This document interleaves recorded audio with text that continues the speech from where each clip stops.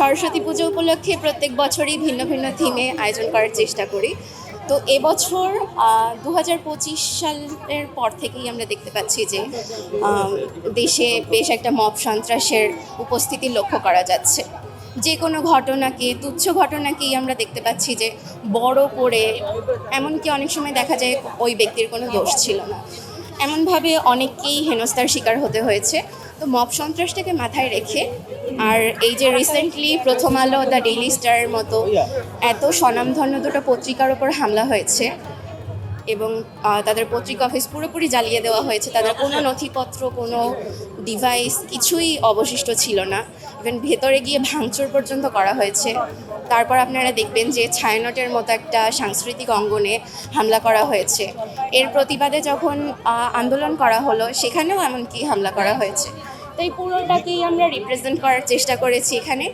আপনারা দেখবেন এখানে ভাঙা, পুরো থিমটাই হচ্ছে ভাঙা জিনিসপত্র দিয়ে করা হয়েছে।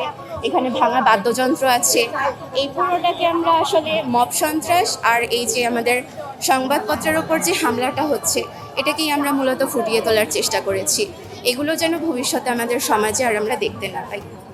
দেবী সরস্বতী জ্ঞানের দেবী, উনি আমাদের মধ্যে জ্ঞান ছড়িয়ে দিতেই আসেন। আমরা আশা রাখবো যেন আমাদের অজ্ঞানতার সব অন্ধকার ধুয়ে মুছে পরিষ্কার হয়ে যায়, আর দেবী সরস্বতী আমাদের মধ্যে জ্ঞানের বিস্তার করুন।